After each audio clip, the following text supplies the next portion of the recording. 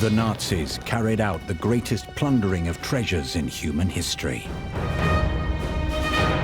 Precious works were seized from within Germany soon after they came to power. Then, during World War II, they would ransack countless pieces of art from the European countries they had conquered. Hitler and Goebbels had almost a hit list of everywhere they wanted to go, all the works they wanted to pillage. It was the biggest looting in the history of art. Colossal. It just drains the imagination to think and to read about the scale of it.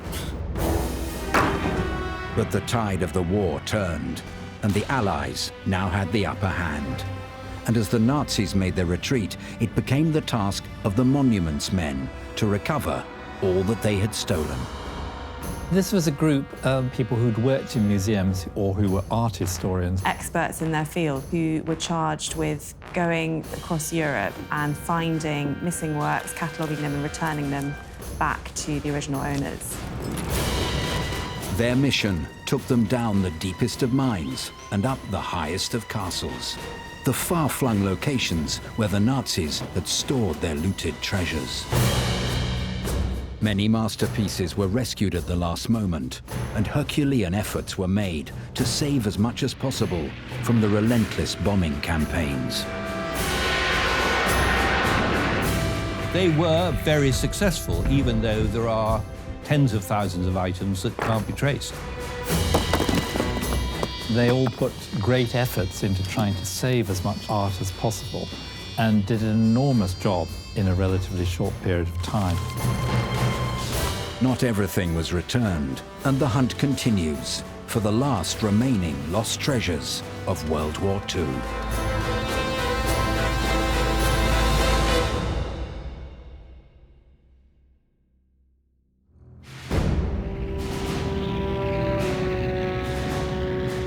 The Monuments Men would be formed in 1943, 10 years after the Nazi looting of art began.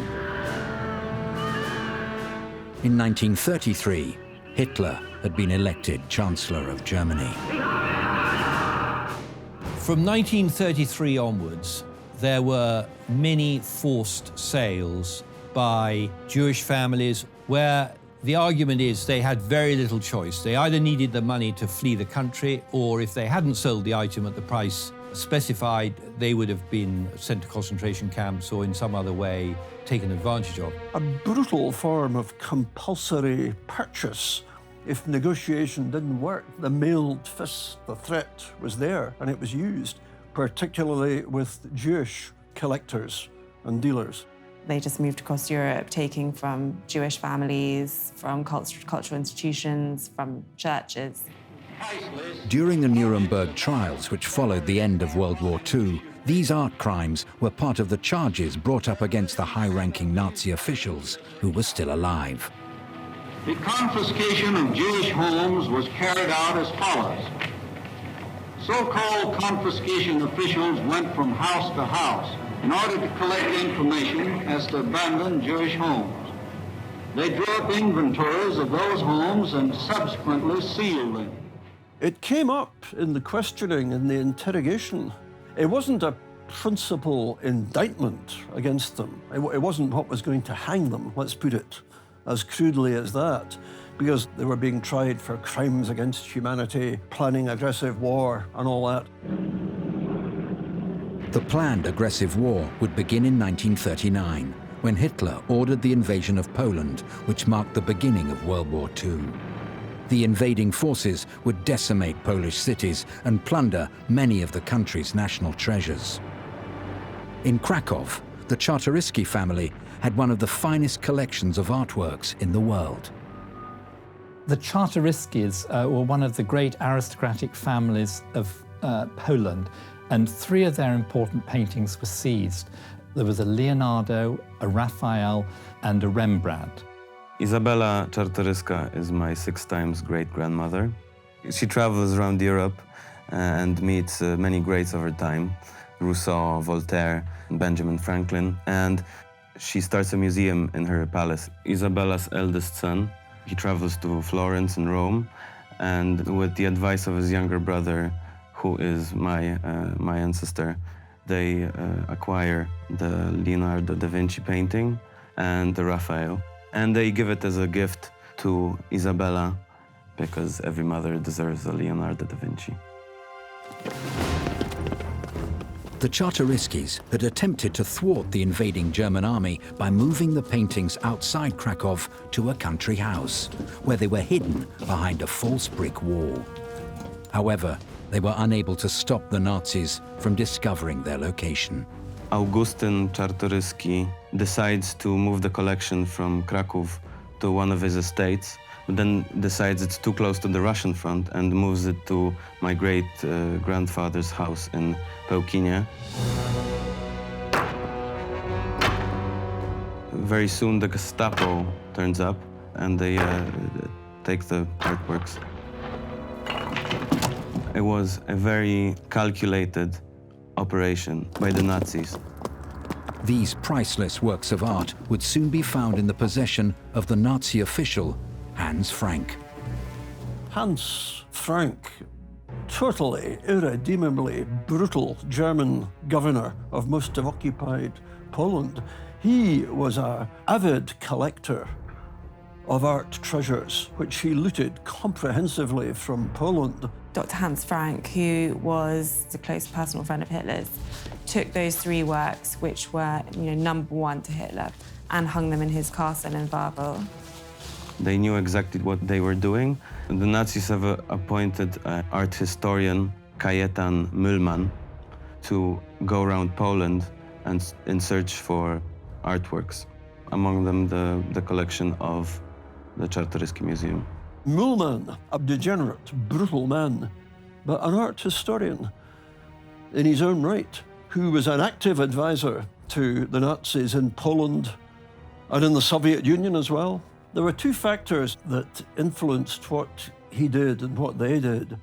One was utter racial contempt for Poland and for the Poles. They thought they had no right to a cultural inheritance of their own.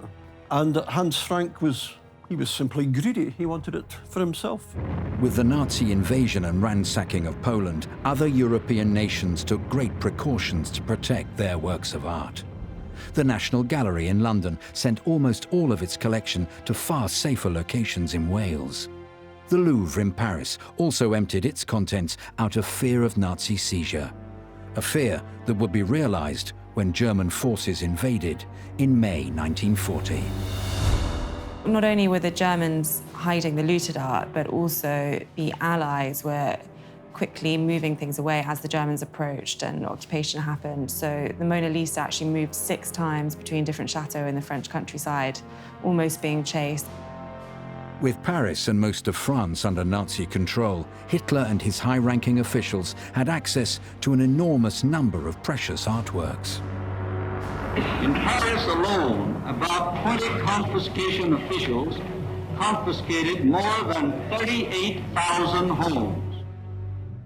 Looted artworks were stored at the Jeu de Paume Gallery in Paris, and at the heart of this systematic confiscation was Alfred Rosenberg. He was appointed with Hitler's approval after the fall of France to coordinate the appropriation of art from occupied Western Europe. Rosenberg was a Hitler protege, a dogma idealist, theorist for the Nazi cause. And he was put in charge of the seizure of art in Paris, much of which Hitler wanted for his own museum at Linz. Rosenberg was one of the Nazi officials prosecuted at the Nuremberg trials, where his own reports of the looting that he relayed to Adolf Hitler were used against him.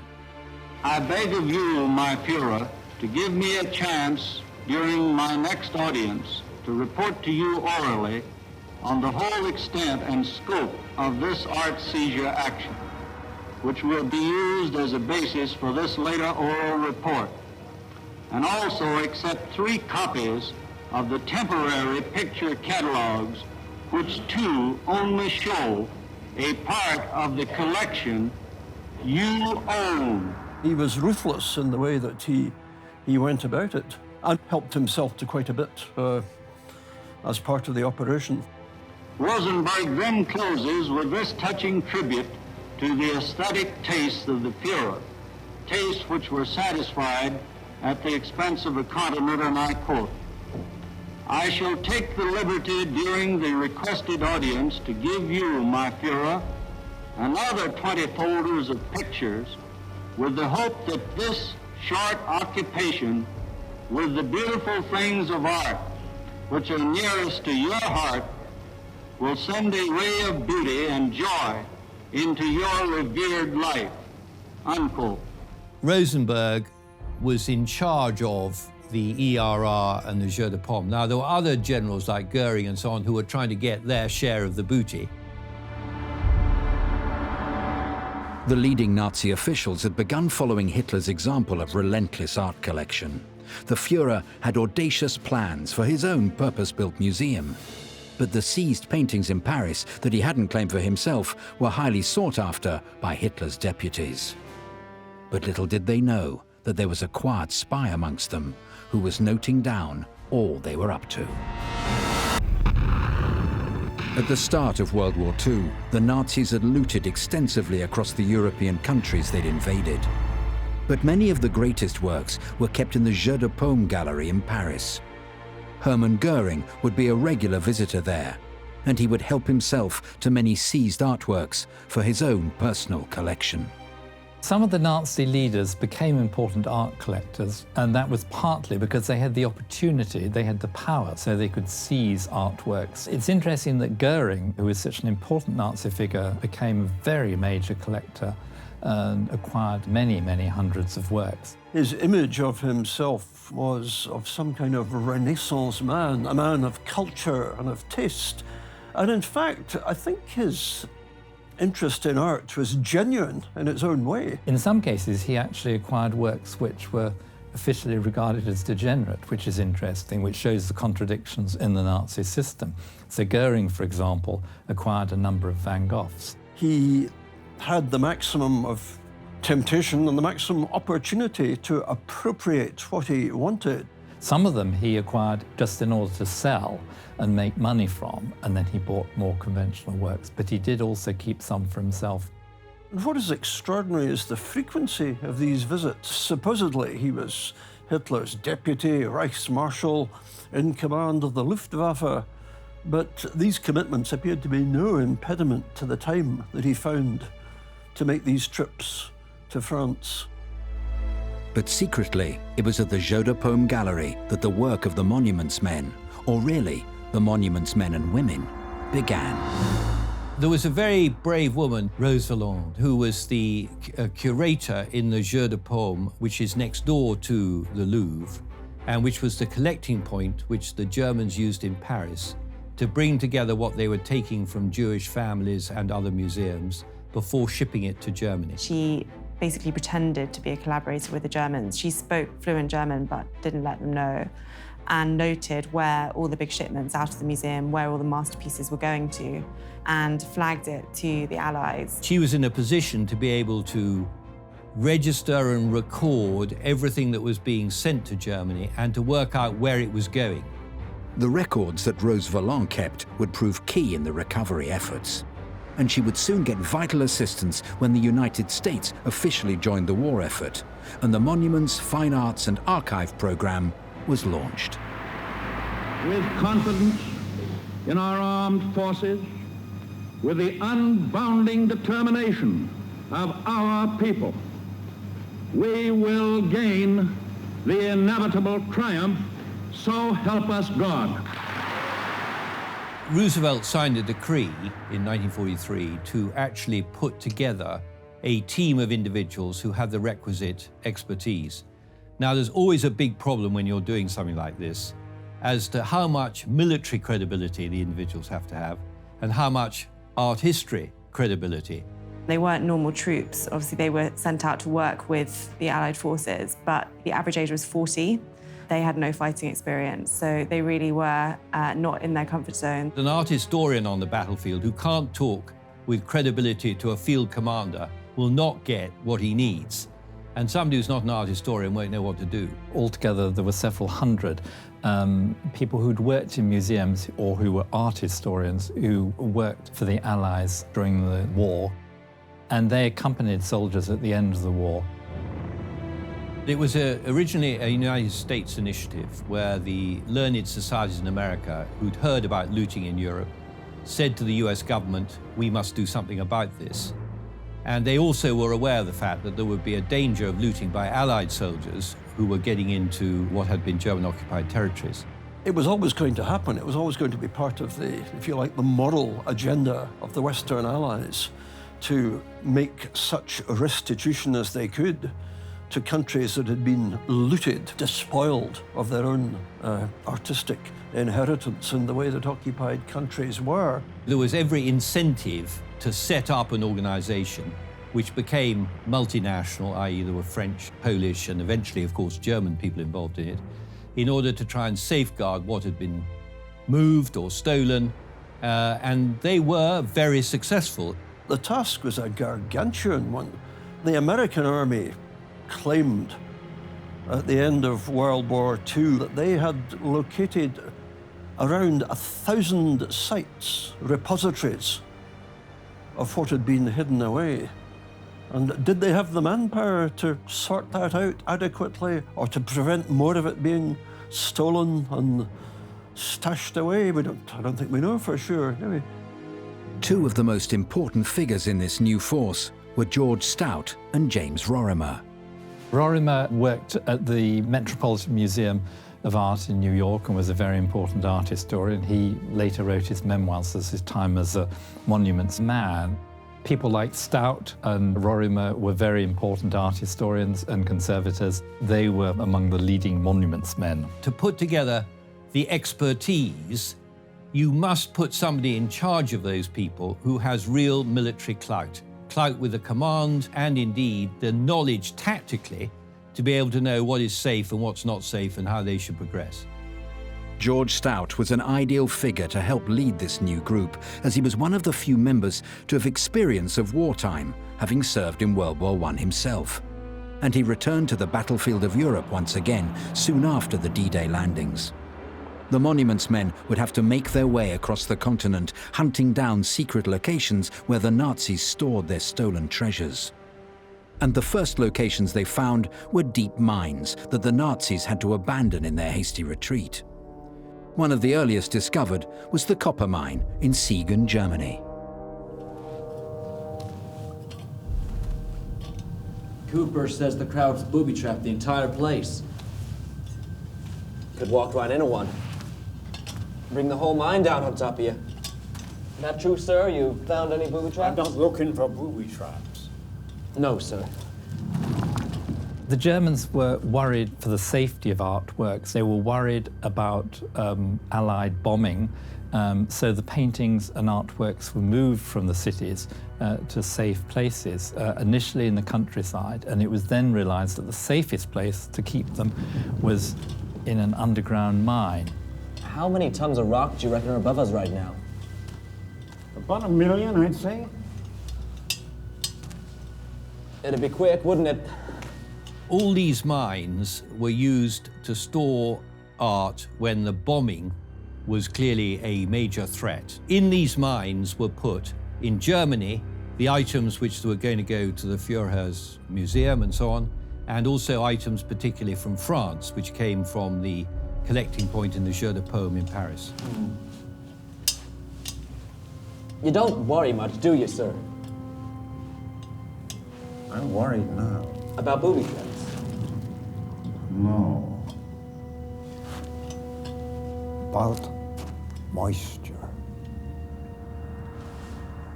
Actually happened quite late, before 1945. They started moving pieces across and storing them deep in the mines. And there were thousands of tunnels within it, so it really was a case of it was very difficult to find. There were large cavernous spaces underground where the artworks were stored. It was reputed that at the end of the war, the Nazis had ordered that the mine should be blown up. But fortunately, this didn't happen, and it was liberated by American forces and the monuments men. I think the sheer scale, volume, and beauty of the items that had been taken really amazed not only the commanders but also the troops. And that is what led to everybody understanding what a huge operation the Germans had got into in order to strip Western Europe, and that is without talking about most of the stuff which they took from Russia and Eastern Europe, much more of which was destroyed. The monuments men needed to move fast to rescue any more stolen treasures from the endless mine shafts and castle corridors where they were hidden. Hitler had issued the Nero Decree, which threatened to destroy all of these looted works rather than let them fall into the Allies' hands. On May the 26th, 1944, General Eisenhower gave an order to the Allied forces to protect and respect important historical monuments whenever possible in the battles that lay ahead. The job of the monuments men was to ensure that this order was carried out. On June the 6th, 1944, the D-Day landings at Normandy were put into action under Operation Overlord.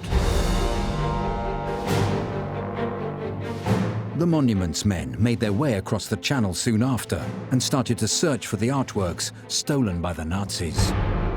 They knew they had to act fast when on March the 19th, 1945, Hitler issued the Nero Decree from his bunker in Berlin, which ordered for all works to be destroyed rather than let them fall into Allied hands. But the monuments men would have a stroke of luck when on April the 2nd they uncovered the German mine at Siegen, which held works by the likes of Rembrandt and Van Gogh.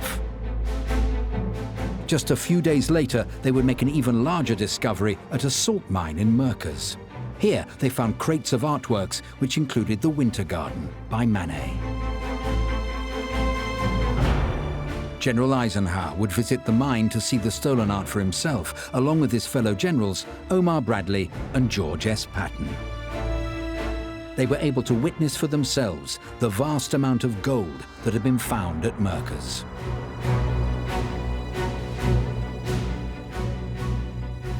A salt mine, a hiding place for a Nazi hoard of gold bullion, currency, jewels, and other forms of wealth.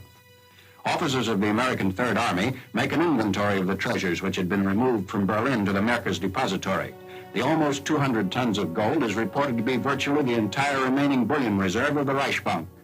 A ton of fine gold represents about $1 million. The Merkers hiding place was uncovered by our troops early in April.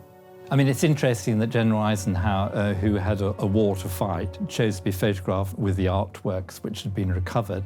And it was quite a public relations coup for the Americans to show that they had rescued and saved these artworks at the end of the war.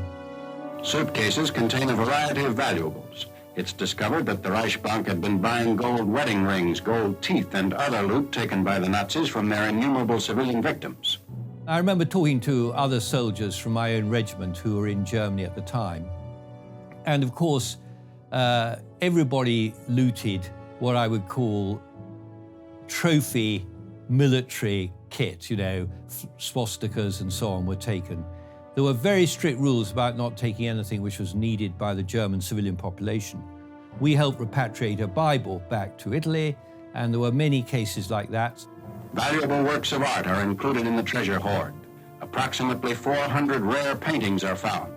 Removing the Merkers salt mine hoard takes 24 hours. More than 60 trucks are required to transport it to a central point for storage, pending an Allied decision as to its disposition.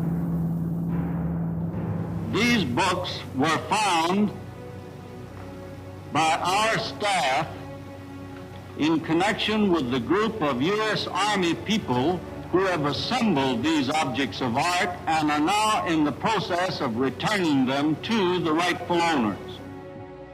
And the great advantage of salt mines is that they're completely dry.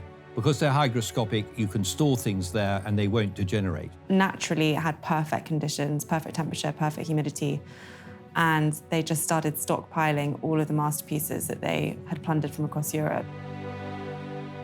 The Merkers salt mine was a truly remarkable discovery. But the monuments men would soon unearth an even bigger one thanks to the work of Rose Valland back in Paris. Her meticulous records had allowed James Rorimer to track down an astonishing collection of artworks held at Neuschwanstein Castle. Harry! Harry, come on! Joining him in his discovery was Private Harry Ettlinger, a German Jew who'd escaped to America before the war and was now returning to his homeland as part of the US Army. At the end of the war, there was this big effort by the monuments men to repatriate stuff to the country from which it was taken, to make certain these items went back to their original private owners. Neuschwanstein is this fairy tale castle at the foot of the Alps in Germany, and it was used as a repository or safe place for paintings from the Munich collection, a fantastic gallery. And it's also, more importantly, actually, the destination for art looted from Jews in France. Neuschwanstein Castle, although it looks medieval, was actually built in the 1860s, and it wasn't finished, which meant that it had lots of space, unfinished rooms that adjoining corridors where they could store multiple pieces of artwork. The tower's over 300 feet tall. In the wartime, there were racks along all of the walls which were absolutely filled with paintings. So there were thousands and thousands of paintings in a series of rooms. Then there were the rooms in the main castle itself. Over 300 of them, spread over 6 floors. I think there were over 21,000 pieces of art stored there.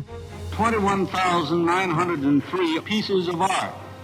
These included 5,281 paintings, 684 miniatures, books and manuscripts. It's like something out of a fairy tale. Other rooms with decorative art, with sculpture, jewellery, miniatures, medieval works of art. So they also found there some leather-bound books, cards, references of all the works that were on the list to be looted. Paintings, jewelry, rare books and prints, stacks of furniture, all shipped in from Paris. Gold? Only 2 rooms full of it. But the real treasure is right through here. Well, it's fortunate that the Germans, who were meticulous record keepers, but even so, in the chaos of 1945, anything could have happened. The records of what they had taken were found with the items themselves. A Nazi catalogue of their theft. 20,000 records. Where the items came from, who they belonged to. And you're going to translate it.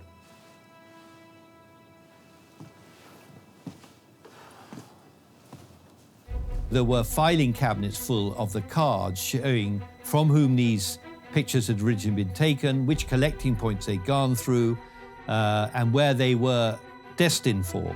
So that, for the monuments men, would have enabled them to make restitution of these items back to their owners relatively easily. At the same time as the enormous collection at Neuschwanstein Castle was being discovered, yet another stolen art hall was reclaimed, when Hermann Goering was eventually captured. Prize thief among the high Nazis was Hermann Goering, who looted museums and private collections in all parts of Europe. Much was hidden in caves, and advancing troops captured fully laden freight cars, ready to move much of the collection to safer places for Hermann.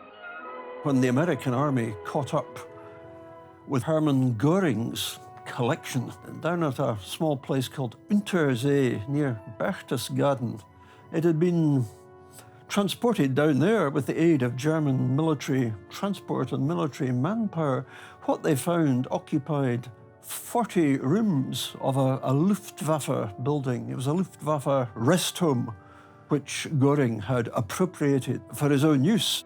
Apparently he was shifting it, attempting to, both by road and by rail, and apart from what the Americans, the 101st Airborne Division, who were operating in South Germany, tracked down to the Luftwaffe building, there was a lot more that was shifted by rail, and I think the Americans intercepted quite a lot of that as well. Goering's ill-gotten loot is no longer his to admire. The collection goes on display for GIs before an Allied commission attempts to return everything to the proper owners.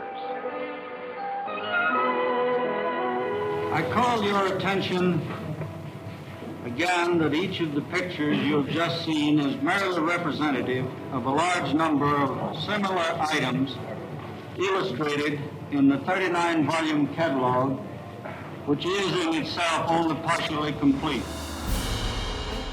The stolen art collections of the top Nazi officials were gradually being reclaimed. But the biggest treasure trove of all, that which Hitler had set aside for his own personal museum, was still to be recovered by the monuments men in Austria. But the search continues to this day for all the lost treasures that slipped through the net. In May 1945, the net had closed in on the leading Nazi officials and their stolen art collections. Hermann Goering had been brought into custody by the Allies, along with his enormous haul of artworks. And Hans Frank, the governor of occupied Poland, had been captured by US forces near the German-Austrian border. He had an extensive collection of looted paintings, including the famous Czartoryski collection, which featured The Lady with an Ermine by Leonardo da Vinci, The Landscape with Good Samaritan by Rembrandt, and The Portrait of a Young Man by Raphael. Both Goering and Frank would eventually be tried at Nuremberg. At the end of the war, in 1944, when they were evacuating Poland with the Russian invasion from the east, Dr. Frank took the Leonardo and probably the others back to his own private residence in the south of Germany. Frank took the pictures to his country house, and two of them were later recovered, the Rembrandt and the Leonardo. The Raphael is still missing, and it's possibly the most important artwork that was looted and lost during the war. It's right down here, sir. Frank insists he didn't steal them, says he was just safeguarding them.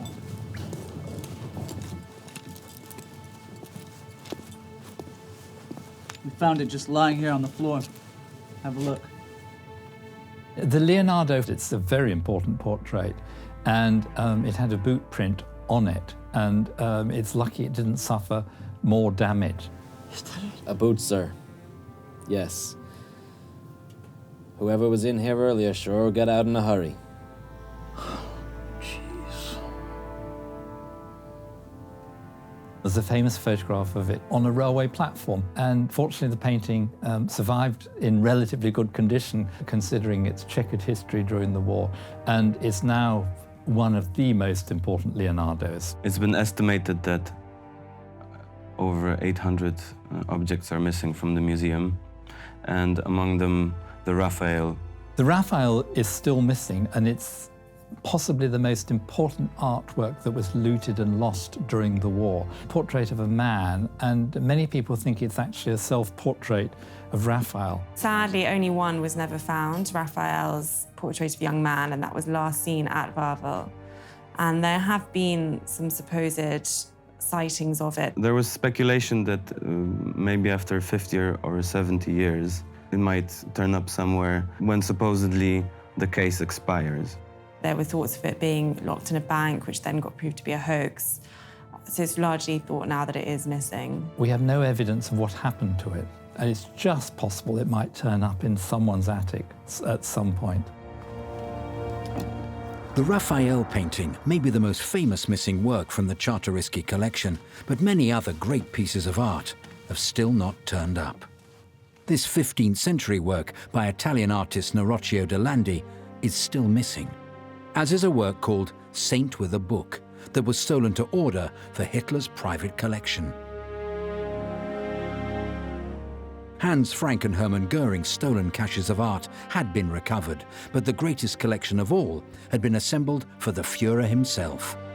He had plans for his own purpose-built art museum in his hometown of Linz, and its vast contents were being stored in a salt mine elsewhere in Austria.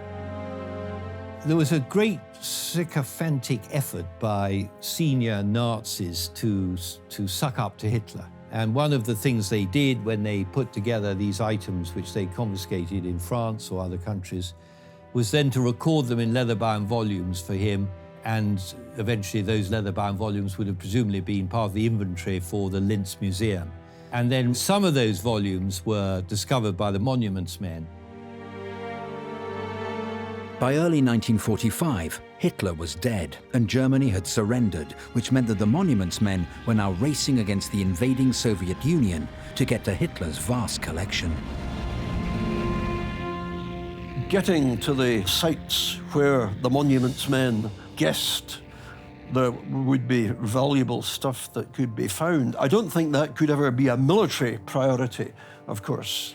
They had given up in Berlin by March 1945. It was really an unadmitted deal that the Soviets were going to get to Berlin first. But as the byproduct of ultimate military victory, there came access to the sites. The Monuments Men were on their way to their final target, which held the biggest treasure trove of all. Their mission thus far had seen many successful recoveries, but much had been lost forever in the fighting. In Florence, Italy, bridges that had been designed by Michelangelo had been blown up by the retreating German forces. And in the Battle of Monte Cassino of 1944, Allied bombing had brought the centuries-old abbey to ruins. It was a fanatically defended and almost impregnable German position on the way to Rome if the Allies were to advance up Italy. Monte Cassino was the pivotal position they had to take. There was no question about that. But the price, apart from the lives lost, was the destruction of the abbey. Prior to the onslaught of the Allies on the monastery, the Hermann Göring SS division offered its services to the Benedictine abbot of the monastery to shift from the monastery's cellars. So they shifted something like 100 truckloads of stuff, priceless stuff, from the abbey's cellars, shifted it north to Spoleto near Rome. And needless to say, some of the shipment found its way to Hermann Göring's personal collection. Bombing campaigns had also caused huge damage to the Campo Santo building in Pisa. Dean Keller of the Monuments Men did everything within his power to rescue what he could amongst the ruins. But there was danger of a truly catastrophic loss of works occurring if the Monuments Men didn't get to Altersee in time, where Hitler's collection was being stored. The Nazi in charge of the mine was planning on blowing the whole thing up. The Gauleiter in charge, when he received the so-called Nero decree from Hitler, which said that everything was to be destroyed, that order was, of course, countermanded by many local commanders and countermanded by Speer in relation to things like the bridges in Berlin. So 90% of the Germans knew that that was a stupid order. But this guy, who was a dedicated Nazi, he tried to destroy everything in the mine by planting bombs in it. What happened eventually, he planted 6 bombs in the mine. Those bombs were removed by the miners and his own troops. And then 1 bomb was blown up at the entrance to make it look as though all of them had been exploded. And that was really to fool their commander. When the Monuments Men were able to make their way into the Altersee mine, they were astonished by what they found. Hitler thought of himself in a bizarre way as a trustee for the German people of an art collection that he could build up thanks to the opportunities that war and victory provided. In the Altersee mine were some of the best works which Hitler himself wanted for his own collection. Later on the Swan, the Vermeer Astronomer. There were some of the really best possible pictures which were stored there. Among the paintings which were destined for the museum, there were a couple of Vermeers. There was one from the Czernin collection in Vienna and another from the Rothschilds family in Paris. Hitler didn't luxuriate in his own collection in the way that Göring did. A lot of what Hitler collected was kept stored, carefully documented and photographed. Hitler, of course, entertained the fantasy of an art museum at Linz, close to where he was born, in Upper Austria. We have these images, and in fact there's photographic proof of Hitler, even in the final days of the war, poring over the grandiose architectural plans for this museum in Linz. This is typical of the important works of art, the masterpieces, which was seized by Hitler for his grandiose museum. It was the biggest concentration of art probably ever assembled in the world, I should think. Astonishing episode, because there was so much there. And it was perfect because of temperatures, and it was well thought out from the Germans' point of view. And it was an extraordinary treasure trove. Well, the Ghent altarpiece was there. The Ghent altarpiece from the Cathedral of St. Bavo has had a very checkered history in that it was being seized during wartime on a number of occasions.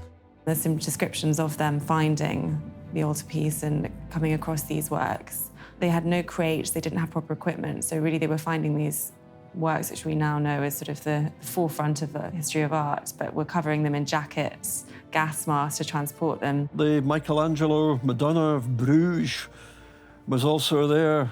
Extraordinary. Michelangelo's Madonna at the church in Bruges is very important, one of the greatest Renaissance sculptures. And during the war, that was seized by the Germans. That was taken by German soldiers when they were retreating in 1944. They were taken actually in a Red Cross truck, so in breach of every Geneva Convention as well as in breach of the Hague Convention, as it were. Hitler's vision of a post-war future was of everything that he'd acquired going down to Linz. Goering, in a curious way, vied with Hitler. There was rivalry between them.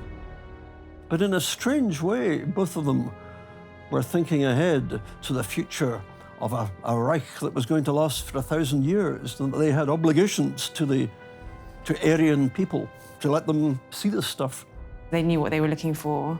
I think it's easy to think of just a few key places like Altazee, but actually I think there was over 1,500 locations found by the American army in Germany alone, let alone all across Europe. So there were these sort of safe houses of artworks. There could still be more out there. In fact, just a couple of years ago, a painting by the Polish artist Alexander Gorimski, which had been looted in World War II, turned up at an auction in Hamburg. It was returned to its original home of Warsaw, and its discovery indicates that other missing artworks could also be found someday.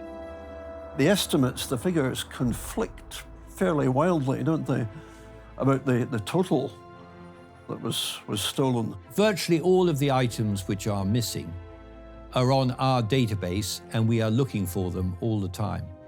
Now, they may have been sitting in an attic for 80 years now, and when they're discovered, nobody knows what they are. So it's necessary to have our searching procedure, searching 300,000 or 400,000 items a year in order to find those items that have not yet been returned. But one thing's for certain.